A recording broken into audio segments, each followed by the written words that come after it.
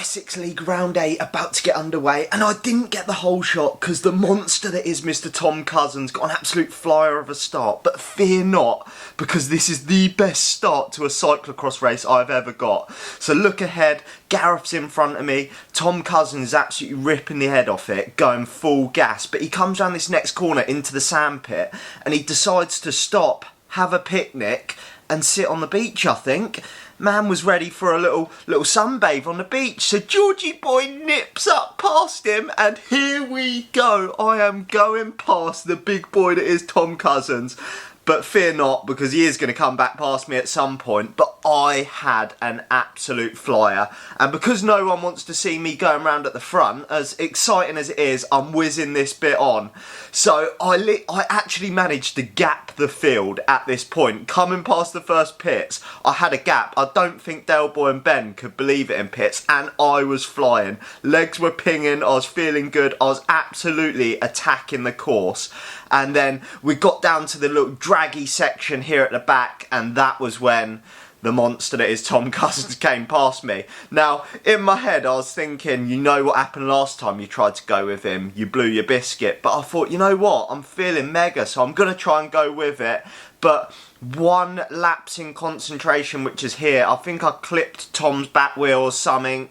I hit something, then hit the stake. Had an absolute nightmare on just like the easiest bit of the course. And the problem is, once you let someone that strong get a gap, it's absolutely game over. Some mud got on the screen there, so I've jumped on a little bit. We're over a lap in, but you could see now Tom is just down to the right, so he wasn't a million miles away, but when he got that gap, it was absolutely Red Rover for me. I can't afford to make mistakes. And then Mr. David Bone manages to catch me up, who is last year's league winner, so he's a super strong elite mountain biker, and I think it's just here he nips past me. And now in the past, he's just absolutely tanked away from me, but today I was like, I'm absolutely diamonds in the legs. I was committing to these ruts, I was getting into this mud, and I was going with him. And I was just thinking, I remember going past pits and Del Boy shouted to me, he's like, Boney's there, you've got to cover the attacks. And I was like, that is it. As soon as he goes past, I'm going to jump on. But it was absolutely miserable. I'm going to have to jump on bits because the camera just got covered. I try my best to keep it clean, but obviously I'm trying to race as well and keep up with Boney, so taking my hands off the handlebars isn't ideal when you're hanging on for dear life. But Tom has now got a gap and I am just glued to Boney's wheel. I'm like, try not to make a mistake, then what do? I make a mistake on that corner. But if you look here, normally when gaps like this open up in the race, this is when I get dropped and can't close the gap down. But I was just feeling really good and I was able to close the gap down, which is absolutely mega for me to be able to watch this back and during the race see as well, because these are the little bits where sometimes my head goes and I tell myself I haven't got the power. And Paul Lloyd was saying to me before the race, he was like, you have got the power, it's all in your head, you've just got to go with it when it hurts. And I was saying that to myself when I was going round, and I managed to shut the gap down on Boney. Normally that gap would just extend, and it'd be absolutely Red Rover. But your boy is pinging for once, and we are battling for second and third. I was feeling good, but I was making a few little mistakes on these corners. You know, I was getting just too close to him, and then I was trying to put the power down too soon. And little gaps were opening up, but yet again, I managed to shut them down, which is really promising for the next couple of races that are coming up and hopefully leading into national champs. But unfortunately, we are 2.5 laps in, and all good things must come to an end. So this is the last you will see of Mr. David Bone. Unfortunately, I was feeling good. I was absolutely flying. Look, he's getting out of the saddle, putting the power down, and I am not comfortably, I'm on the limit obviously, but for once I actually felt like I had the grit to stay with it. But coming into this next section, the ruts had got really deep and there was like rocks, and there was just, I tried to run low pressures, and the problem was with running low pressures, I did ding my front wheel and I got a puncture. So it was just here, a big old bang when I came into that rut. and my front wheel just went pan flat. Now, we'd only just gone past pits, so I was absolutely panicked. I was absolutely all over the place now. Once your front wheel goes flat, it's an absolute nightmare. I was going into some of the ruts. I was absolutely all over the place. This is the first time I've had a flat tyre in a cyclocross race, and I was absolutely chopping left, right and centre.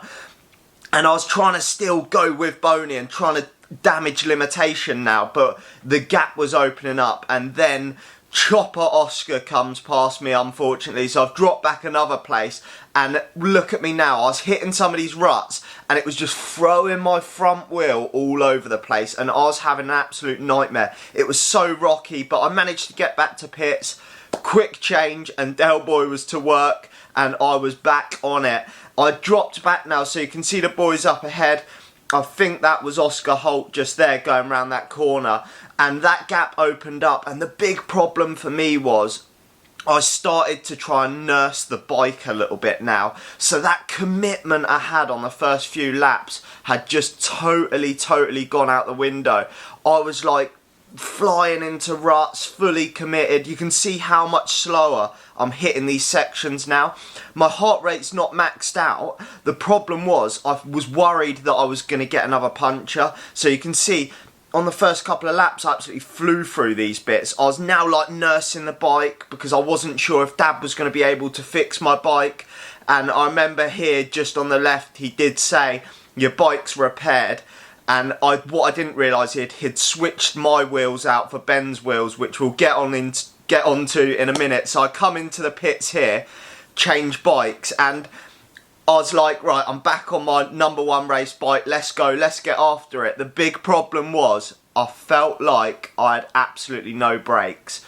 And Del Boy shouted to me as well, he was like, you can't use the big gear on the back because it's a 36 and my wheels are only a 33. My rear mech only goes up to 33.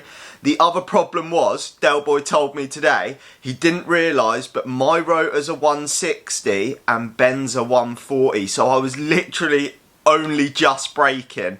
Now, I said to him, I had absolutely no brakes. I felt like I couldn't slow down. So in the end, Pedro caught up to me. I was just absolutely all over the place. I didn't know what to do. I remember now looking down at my battery on my rear mech as well, and it had started flashing red at me. I was sometimes getting a gear, sometimes not getting a gear, but I was just panicking. I was like, what do I do? My battery's running out. Then I was thinking I'm gonna have to go into pits, change bike again, because you start not changing gears and it's really important. But in the end, Pedro lets me past here, and I thought he was just trying to wave me through so I wasn't sat on his wheel, but he actually had a puncture. It was puncture central this race. Anyway, I remember going past pits now, so I'm back up into 4th. I go past pits in a second down this bit, and I remember shouting to Dad and Ben, I was like, my battery's running low, I need to change bikes again. What I didn't know was that my spare bike that I was on a minute ago also had a front flat, a slow puncture. So when I do go into pits in a second, you'll hear the sheer panic as I come round the corner. I mean, I'll probably play this section so that you can hear what I say and what Del Boy says. Where's the bike? No. It's got a slow puncture in that one as well. Oh. I'll do for half a lap if you need it. But yeah, so that was time wasted again that I just couldn't afford to waste. But Del Boy done a swift Red Bull Racing change for me, switched the batteries out, absolute legend. And he did end up putting sealant in my other bike, so I did have a spare bike, but he was worried about me going back out on it. But right now I knew Oscar Hutchins was tracking me down. So not Chopper Oscar, the other Oscar, they're both Oscar H, sorry, and they both wear blue kits, which is an absolute nightmare. But I'm in 4th place. I think we've got like 2 laps to go now, and the battle was on for 4th place.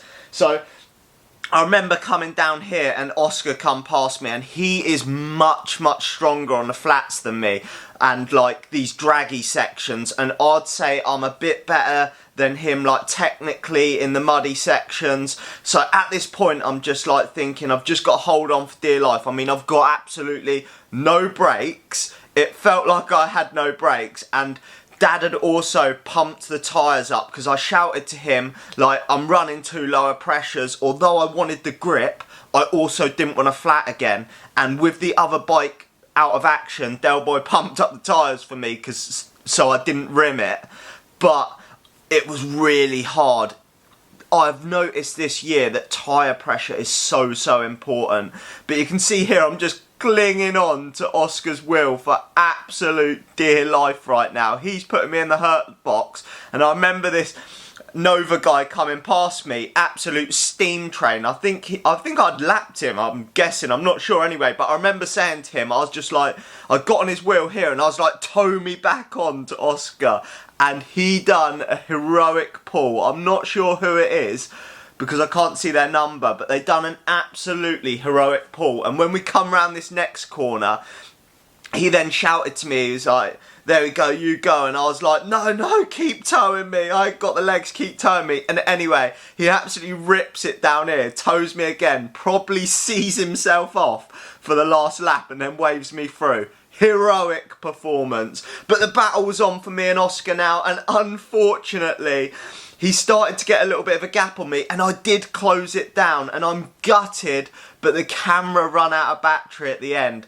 We came into the last corner, and it was me, Oscar was just in front, I was coming in, and you can see here, he just pips me over the line. It was going to be like a sprint finish, but in all honesty, there was a back marker as well there that was on the inside line, and I was going to do the chopper move and absolutely chop Oscar up the inside, but I had to run wide. I'm gutted the camera turned off because it would have been a wicked little ending if I did chop him, but I had to play my card and just say, look, you're racing for 4th and 5th, let him have it. I know I say never quit, but if I had gone up the inside and tried to take 4th place, I could have potentially taken out a back marker, which would have been a complete chopper move for me, just for like an extra spot basically. Sometimes I do think with my brain, occasionally. So in the end, I had to take a wide line. Oscar got me, but it was an absolutely wicked race. Slipping, sliding, legs felt pucker at the start. So I was absolutely gutted that I got that flat. But you win some, you lose some, and we're on to regional champs next. Let's get it.